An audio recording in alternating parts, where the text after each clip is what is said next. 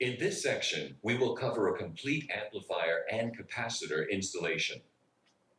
A capacitor helps regulate voltage. This will help prevent power surges often indicated by dimming headlights. A capacitor will also increase the output and efficiency of your system by maintaining constant voltage to the amplifier. This DVD will take you step by step through the entire process. Step 1. What you'll need. First, let's begin with what you will need. Scosche offers several amplifier wiring solutions. For this install, we used a capacitor, power wire with inline fuse holder, ground wire, RCA cable, battery terminal, installation hardware, and an amplifier turn-on wire. You will also need speaker wire to run from the amp to your subwoofer. Scosche has many speaker wire solutions available. Please consult your local retailer. Next, check to see that you have all of the necessary tools on hand. We recommend the Scosche TK12 toolkit. It includes panel removal tool, wire strippers, crimpers, and cutters, a screwdriver with 7 interchangeable bits, cable runner tool, wire ties, splice connectors, electrical tape, and a computer-safe test light. In some cases, you will need an electric drill. For assistance, call Scosche Technical Support. We'll gladly answer your questions. Step 2. Where to mount the amp and cap. In this section, we will find a suitable location to mount the amp and cap. Be aware of the following. You'll need to access the amps, fuses, and controls. Give yourself enough room to attach wire and make adjustments. Check the area where the amplifier will be mounted and be sure it is free of wiring, brake lines, or fuel lines that may be in the way. Finally, the amp will generate heat, so do not cover it with carpet or anything else that will prevent airflow across the amp. Step 3. Routing the power lead. Next, we will route the main power wire. Let's go to the battery of the car. Plan your wire routing around all moving parts and heat sources. Let's disconnect the negative terminal of your battery. This will prevent damage to the vehicle's electronics and ensure a safe install. Take the power wire from the amp kit. Plan how you are going to run the power wire through the engine compartment and ultimately into your car's interior. Now remove the fuse from the inline fuse holder. Now we will install the battery terminal. Remove the factory terminal and cut the power wires from the stock battery terminal. Next, secure the new terminal to the battery. Now we can reconnect the factory wires. Then connect the amplifier's power wire.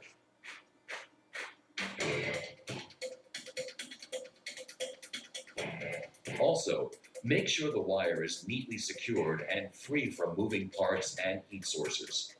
Secure neatly with wire ties. Find an area where you can run the wire from the engine compartment through the firewall. It is always best to use a factory grommet if available. In some cases, you will need to drill a hole through the firewall. When drilling, always check behind the surface to make sure it is free and clear from any obstructions. When feeding the power wire through the firewall, use the grommet supplied in the wiring kit. Carefully remove the trim to gain access to where the power wire will run. Typically, you will need to remove the kick panel and door sill. Now, route the power wire through the panels from the side of the vehicle. Pull the wire through the kick panels. A good rule of thumb is to replace the kick panels as you pass the power wire through. This will make the reassembly process easier. Run the wire through to the rear of the vehicle. Typically, you can run it through the rear seats. If your seats fold down, be sure to route the wire away from any hinges and moving parts.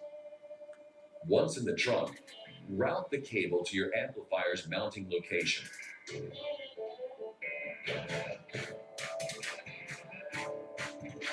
Let's locate a bare metal surface on the car, preferably on the frame. Without a well-connected ground, the amp may not work or produce unwanted noise. Now, you can connect your ground wire. For the best connection, it is recommended that you scrape away the paint with a wire brush or a tool. When connecting ring terminals, use wire strippers or crimpers to remove 1/4 to 1/2 inch of the cable's jacket. Proceed to crimp on the ring terminal and use the supplied rubber boot to protect the connection.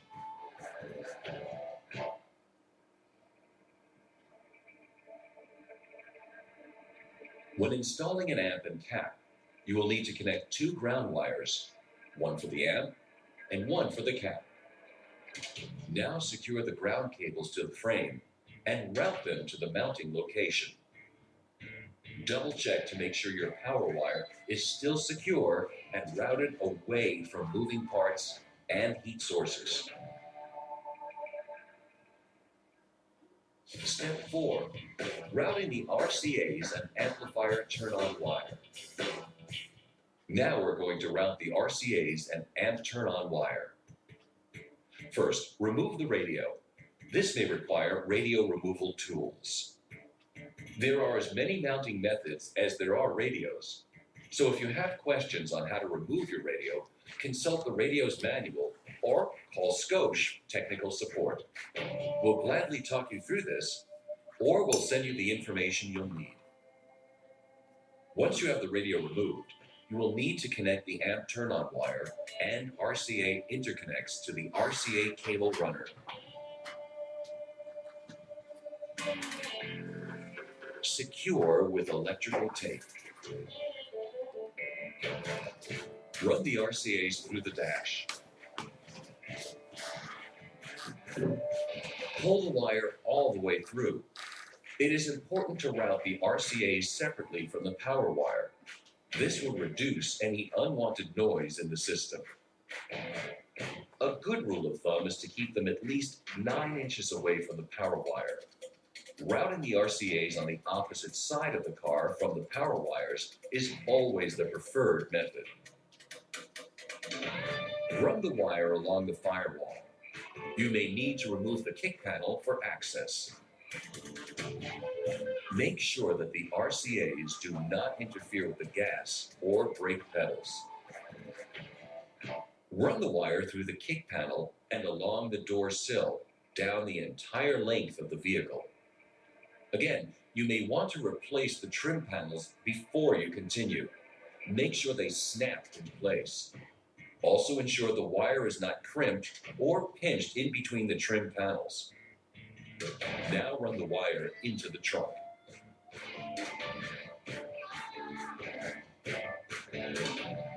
Now let's connect the amp turn-on wire and RCAs back at the stereo. First, locate the audio outputs at the rear of your stereo. Be sure to note which is right and left. Connect the RCAs. Next, attach the amp turn-on wire with a splice connector. Make sure the connection is secure. For assistance, call Scosh Technical Support. We'll gladly answer your questions. Now, replace the aftermarket radio. Step 5. Mounting your amp and cap. Now that we have all the necessary wiring routed, let's mount the components. You will need to find a suitable location to mount the amp and cap. Chances are you will need to make a mounting board to install the amp and cap. Make sure you use a board that will securely support the amplifier and fit the space. First, position your amplifier and capacitor on the board. Now, mount your amp and cap to the board with the supplied hardware.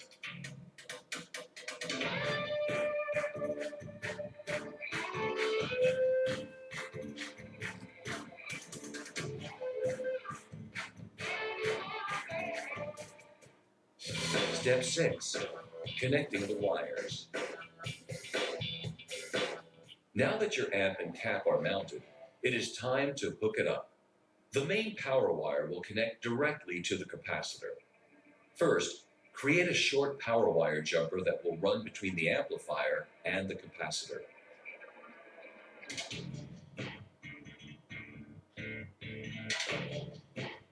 Connect the power jumper to the plus terminal on the amplifier.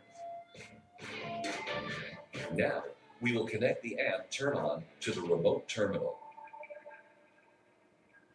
Then, we will connect one of the ground wires. Now you are ready to connect your speaker wires. For a single subwoofer, use the bridged wiring configuration to achieve the best performance. Now you can connect the RCAs. Now connect the other ground wire to the cap. We need to charge the cap to prevent damage before hooking up to the power wire. Use the supplied charging resistor and connect it to the positive terminal on the cap. Secure the exposed end of the main power lead so it isn't touching metal. You are about to power it up. At this point, we can now install the fuse in the inline holder.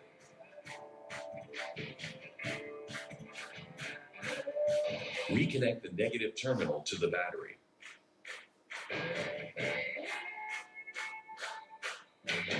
Hold the live main power lead to the resistor. This slowly charges the cap up to 10 volts. Once the display reaches approximately 10 volts, remove the main power lead. Never place a bare power wire near exposed metal. It could cause a shock.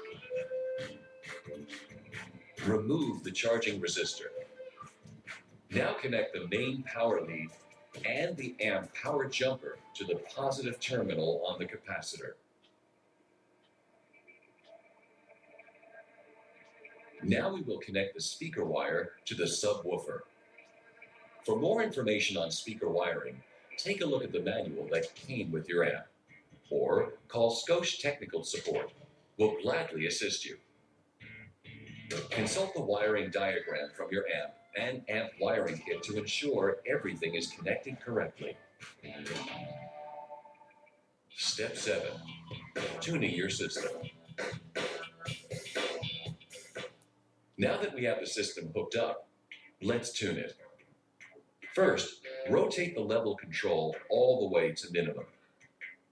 If the amp is running a subwoofer, switch the filter to low. Depending on the size of the subwoofer and your personal taste, adjust the crossover switch to either 80 Hz or 120 Hz. Turn the bass boost on. Next, turn on the radio. With the radio on, the amp's green light should be on. If so, great. If not, go to the troubleshooting section. Once the power is on, you can begin to tune your system. Bring the volume up to normal listening level on your head unit. Slowly turn the level control on the side of your amp from minimum towards maximum. Listen to your speakers as you turn the adjustment up. They should sound clear without distorting. Once you have this set, bring the volume up to a louder listening level. If you hear any distortion in the speakers, lower the level control on the amplifier. Caution: never adjust the level control or bass boost to the point you hear distortion. This will damage your amplifier and speakers. Congratulations!